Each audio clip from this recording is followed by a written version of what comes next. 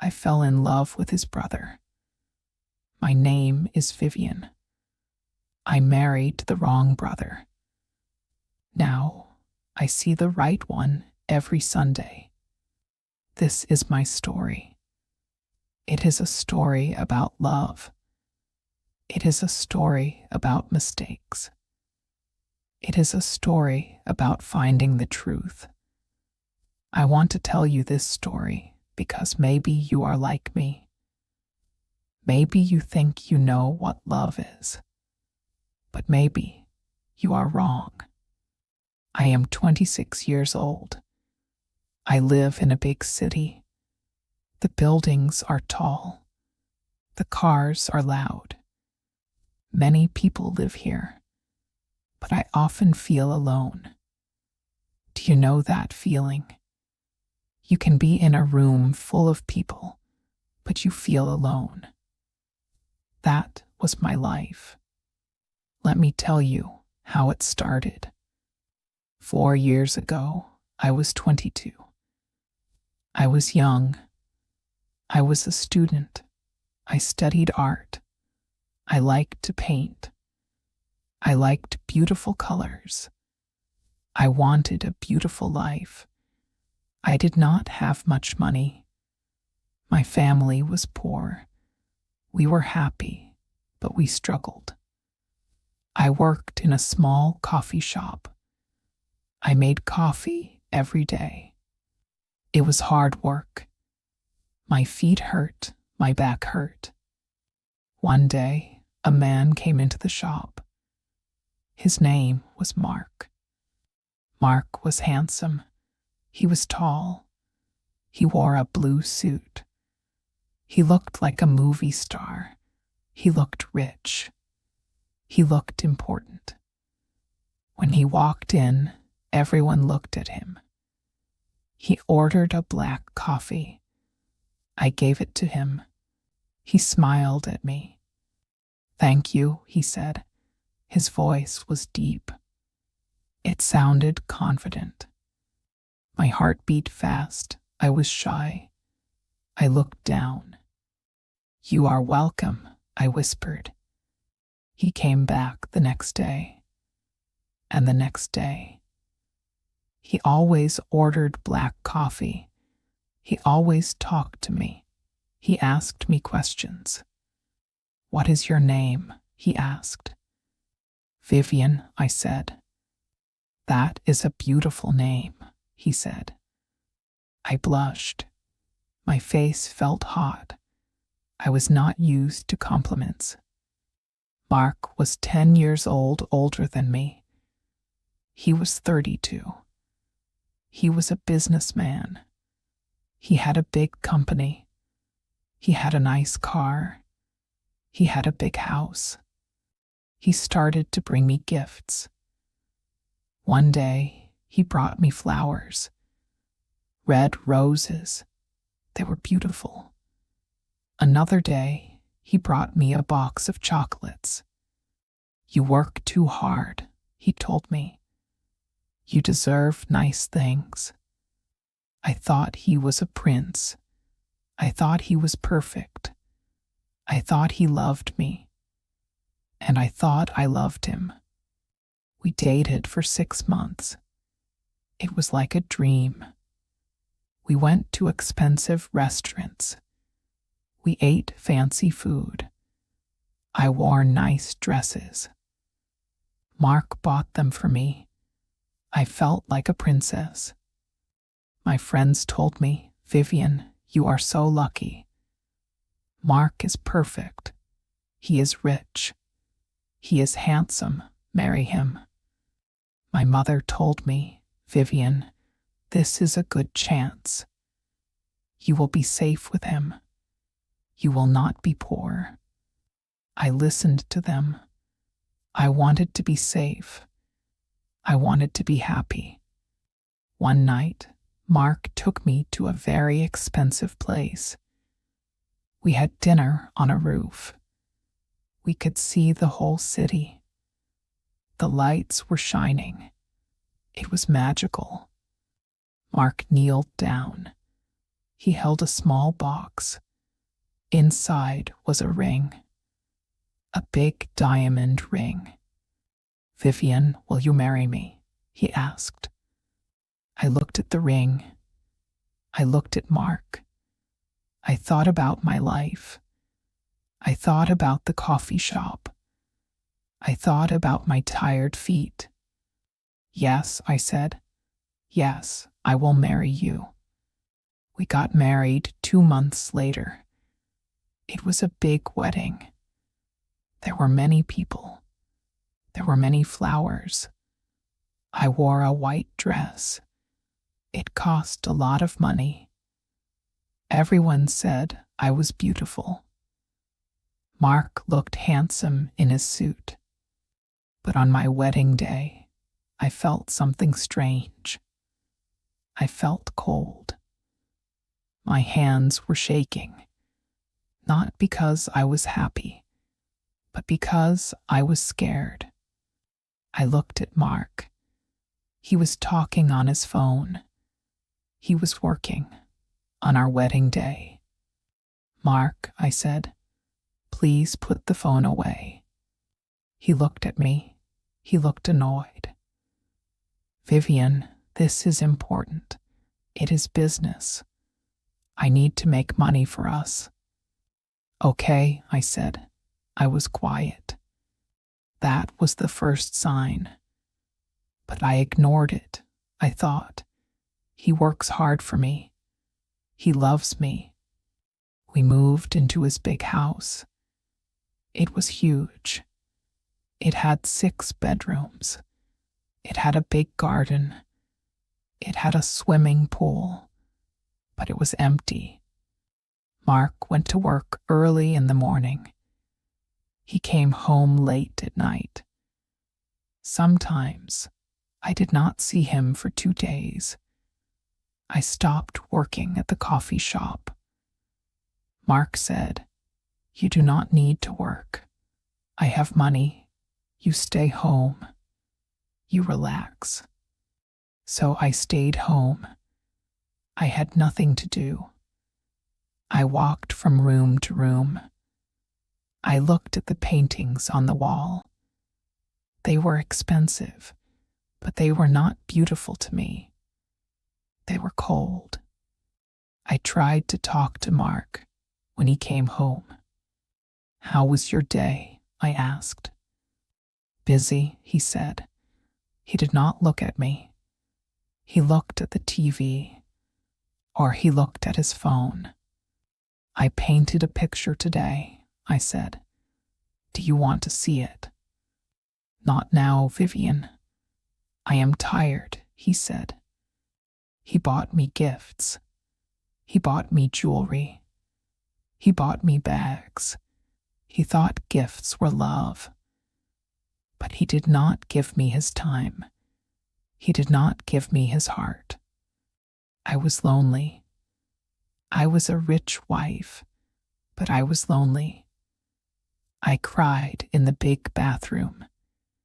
The tears fell on the marble floor. No one heard me. Then the Sundays started. Every Sunday, we went to Mark's mother's house for lunch. It was a family tradition. Mark's mother, Mrs. Robinson, was a strict woman. She liked things to be perfect. "Vivian, sit straight," she said. "Vivian, eat your soup nicely." I tried to be good. I tried to be the perfect wife. This is where I met David. David is Mark's younger brother. He is 28 years old. He is not like Mark. Mark is tall and broad. David is a little shorter and slimmer. Mark wears suits. David wears jeans and soft sweaters. Mark has cold eyes. David has warm brown eyes. Mark speaks loud. David speaks soft. The first time I met David, I was in Mrs. Robinson's kitchen. I was trying to help with the dishes. I was nervous. I dropped a spoon. It made a loud noise. Clang. "Oh no," I whispered. I was scared Mrs. Robinson would be angry. Then a man walked in. It was David. He saw the spoon on the floor. He saw my scared face. He smiled. It was a kind smile. It made his eyes crinkle at the corners. "Don't worry," he said. "It is just a spoon. It is not broken." He picked up the spoon. He washed it in the sink. "Hi," he said. "I am David, Mark's brother." "I am Vivian," I said, "Mark's wife." "I know," he said. "Nice to meet you, Vivian." He looked at me. He really looked at me. He did not look at my expensive dress. He looked into my eyes. "Are you okay?" he asked. "Yes," I lied. "I am fine." "You look a little sad," he said gently. "Do you want some water?" "Yes, please," I said. He gave me a glass of water. He did not rush. He stood there with me. The kitchen was quiet. For the first time in a long time, I felt calm. "Thank you, David," I said. "You are welcome," he said. We went to the dining room. We ate lunch. Mark talked about business. He talked about money. He talked about his new car. "I made a big deal yesterday," Mark said. "I am going to make millions." Mrs. Robinson clapped. "Good job, Mark. You are a good son." David sat quietly. He ate his food. "What about you, David?" Mark asked. He sounded like he was making fun of him. "How is your little library?" David worked in a library. He loved books. He did not make much money. "It is good," David said. "We got some new history books. I am reading a good one." Mark laughed. Books don't make money, David. You need to be smart like me." I felt angry. Why was Mark so mean? David was nice. David was smart too, just different. I looked at David. He looked down at his plate. He looked hurt. I wanted to say something. "I like books," I said suddenly. Everyone looked at me. The room was silent. "I like to read," I said. "It is interesting." David looked up. He smiled at me. "I can lend you the book, Vivian, if you want." "I would like that," I said. Mark rolled his eyes. "Don't waste your time, Vivian. You have better things to do." But I did not listen to Mark. After lunch, David gave me the book. It was a story about a traveler. "Tell me what you think," David said.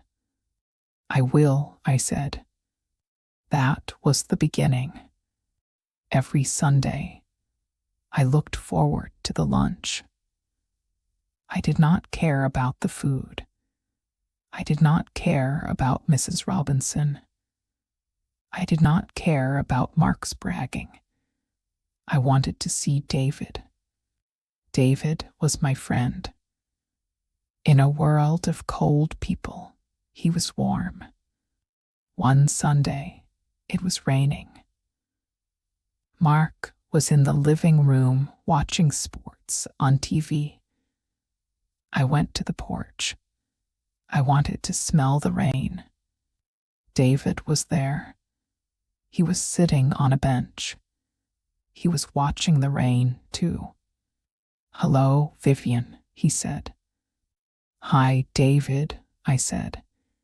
I sat next to him. Not too close, but close enough to feel his warmth.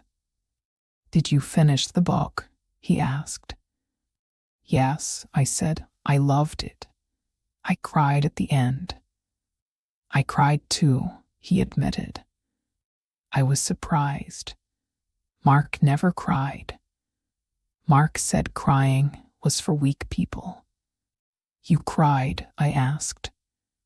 "Yes," David said. "It is okay to cry. It means you have a heart." My heart felt heavy. I looked at David. He was so kind. He understood feelings. "Mark never cries," I said softly. David sighed. "Mark is different. He thinks feelings are a distraction. He wants to win.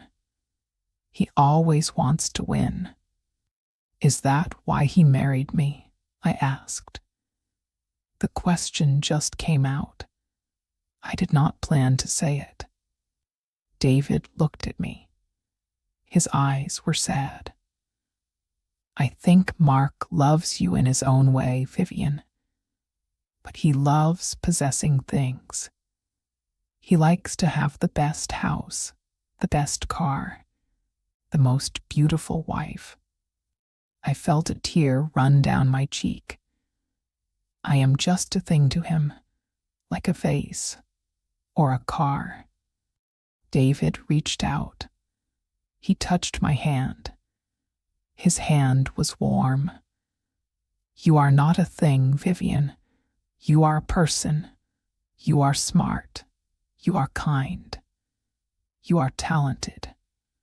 "How do you know?" I asked. "You barely know me." "I see you," David said. "I watch you every Sunday. I see how you listen. I see how you look at the garden. I see how you try to be happy." I looked at our hands. His hand was on mine. It felt right. It felt safe. "I am so lonely, David," I whispered. "I know," he said. "I am sorry." We sat there for a long time. The rain fell. The air was cool, but I felt a fire inside me. I realized something scary. I liked David. I liked him more than a friend. I liked him more than my husband. I pulled my hand away. "I should go inside," I said. "Mark will be looking for me." "Okay," David said. He did not move. I went inside. My heart was beating very fast. I looked at Mark. He was shouting at the TV. His team was losing. He looked angry. He did not look at me. I went to the bathroom and washed my face. I looked in the mirror. "You are a married woman," I told myself. "You cannot love his brother. It is wrong." But the heart does not follow rules. The heart does what it wants. Weeks passed. My life became a cycle. Monday to Saturday, I was lonely in the big house. Sunday, I saw David. Sunday was the only day I was alive. David and I started to talk more. We talked about art. We talked about dreams. "What is your dream, Vivian?" he asked one day. We were walking in the garden after lunch. "I want to paint again," I said. "I want to have a small studio. I want to make things." "Why don't you?" he asked. Mark says it makes a mess, I said. He says art is a waste of time. David stopped walking. He looked angry. That is not true. Art is important. It is your soul. You should paint, Vivian. Do it for yourself. His words gave me courage. The next day, I bought some paints. I hid them in the guest room. When Mark was at work, I painted. I painted flowers. I painted the rain. I painted a pair of warm, brown eyes. I felt happy when I painted. I felt like myself. Then my birthday came. I turned 23. I woke up in the morning. I waited for Mark to say, "Happy birthday." He was getting dressed. He put on his tie. "Have a good day," he said. He grabbed his briefcase. "Mark," I said, "do you know what day it is?" He stopped. He looked at his watch. "It is Tuesday." "Why?" He forgot. He forgot my birthday. "Nothing," I said. My voice was small. "Have a good day." He left. I sat on the bed. I did not cry. I was too tired to cry. I was used to it. I spent the day alone. I ordered a small cake for myself. I sang "Happy Birthday" to myself in the empty kitchen. In the evening, the doorbell rang. I opened it. It was a delivery man. He had a big box. "Package for Vivian," he said. I took the box. It was from Mark's office. There was a note. "Vivian, my secretary told me it is your birthday. Happy birthday. Buy yourself something nice. Mark." Inside the box was a credit card. No gift, no card, just a credit card. He did not even write the note himself. His secretary did it. I threw the card on the table. I felt sick. Then the doorbell rang again. I opened it. It was David. He was standing in the rain. He was holding a small package wrapped in brown paper. He looked wet. "David," I said, "what are you doing here?" "Happy birthday, Vivian," he said. He was out of breath. "I wanted to give this to you." "You came all the way here?" I asked. It was a long drive. "Yes," he said. "Come in," I said, "please." He came in. He stood in the hallway. He did not want to make the floor wet. "Here," he said. He gave me the package. I opened it. My hands were shaking. Inside was a sketchbook. A beautiful leather sketchbook.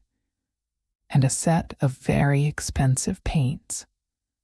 "I remembered you said you wanted to paint," he said shyly. "I thought you might like this." I looked at the gift. Then I looked at David. He remembered, he listened, he cared. I started to cry. I could not stop. All the sadness came out. "Vivian," David looked worried. "Did I do something wrong? Do you not like it?" "No," I sobbed. "I love it. It is the best gift I ever got." I dropped the book on the table and I hugged him. I hugged him tight. I buried my face in his wet coat. He smelled like rain and old books. He smelled like home. He hesitated for a second. Then he hugged me back. His arms were strong. He held me. He stroked my hair. "It's okay," he whispered. "It's okay." We stood there for a long time. I felt his heart beating. It was beating fast, just like mine. I pulled back. I looked at his face. He looked at my lips. I wanted to kiss him. I wanted to kiss him so much. But I stopped. I was married. Mark was his brother. We could not do this. "David," I whispered. I can't." David stepped back. He looked sad, but he nodded. "I know. I am sorry, Vivian. I should not have come." "No," I said. "Thank you. Thank you for making me feel special." "You are special," he said. "Never forget that." He turned and left. He walked back into the rain. I closed the door. I leaned against it. I knew the truth now. I loved David. I did not love Mark. I made a mistake. I married the wrong brother. The next few months were very hard. I tried to be a good wife, but I could not look at Mark the same way. Every time he ignored me, every time he was cold, I thought of David. I thought of David's kindness. I saw David every Sunday. It was painful. We did not touch. We did not talk about the birthday, but we knew. We looked at each other across the table, and we knew. Mark started to notice something. "Why are you always looking at David?" he asked one night. "I am not," I said. "You talk to him a lot," Mark said. He sounded jealous. "He is a loser, Vivian. He works in a library. He has nothing." "He is kind," I said. "He listens." Mark laughed. A cold, hard laugh. "Kindness does not pay the bills, Vivian. Look at this house. Look at your clothes. I gave you this." "I don't care about the house," I shouted. "I don't care about the clothes. I am lonely, Mark. I am unhappy." Mark looked shocked. I never shouted. "You are ungrateful," he said. "Go to your room." I went to my room. I packed a bag. I could not do this anymore. I could not live in a golden cage. I could not live without love. And I could not lie to myself. I did not go to David. That would be wrong. I had to leave Mark for me, not for David. I had to be strong. I left the house the next morning. Mark was at work. I left the credit cards. I left the jewelry. I left the expensive clothes. I took only my simple clothes and my painting supplies, and the sketchbook David gave me. I moved into a small apartment. It was tiny. It had one room. The faucet leaked. The walls were thin, but it was mine. I got a job at a flower shop.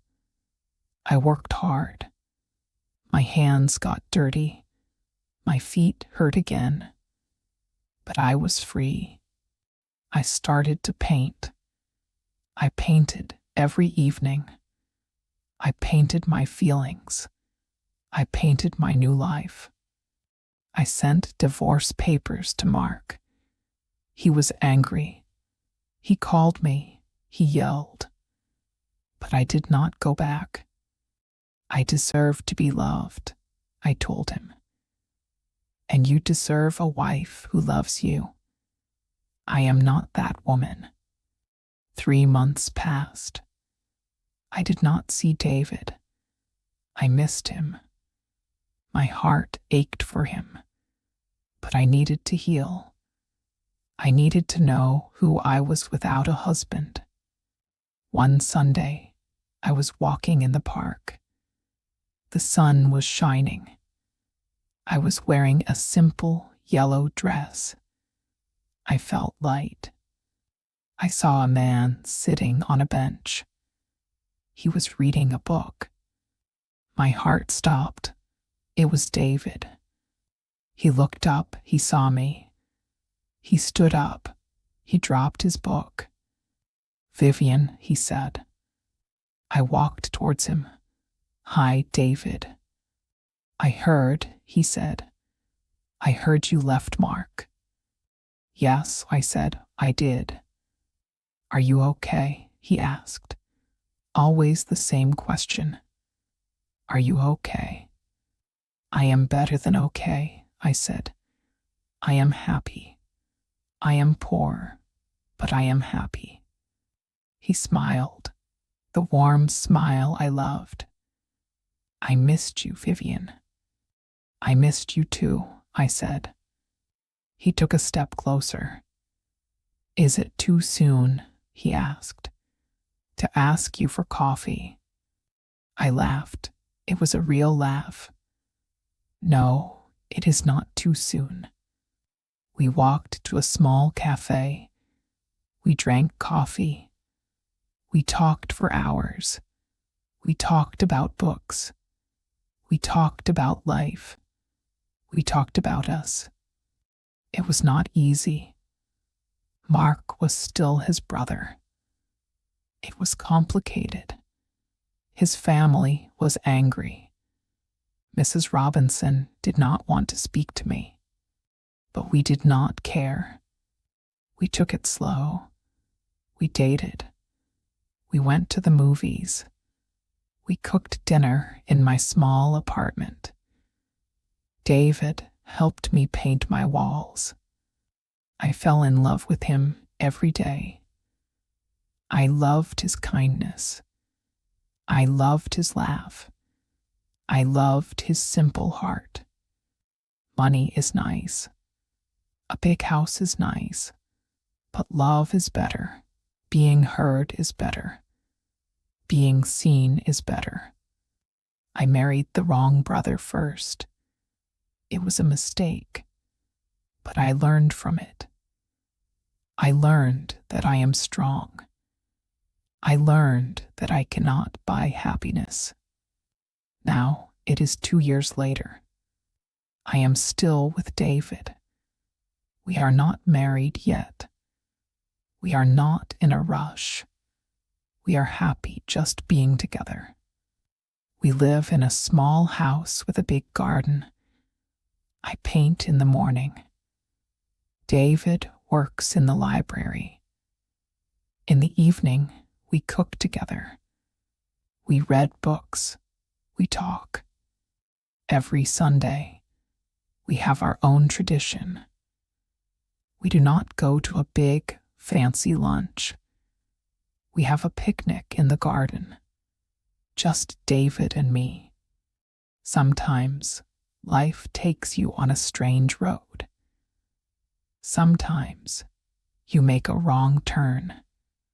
You choose the wrong person. You choose the wrong life. But it is never too late. You can turn around. You can find your way. I looked for Prince, and I found a cold statue. Then I looked for a friend, and I found my true love. If you are in a place where you are not happy, listen to me. You can change it. You can leave the big house. You can leave the bad relationship. It is scary. I know it is scary. But the sun is brighter on the other side. My name is Vivian. I loved the wrong brother first, but now I love the right one. And finally, I love myself too. That is the most important love of all. Thank you for listening to my story. I hope it helps you. Remember, you deserve to be happy. You deserve true love. Keep going. You can do it.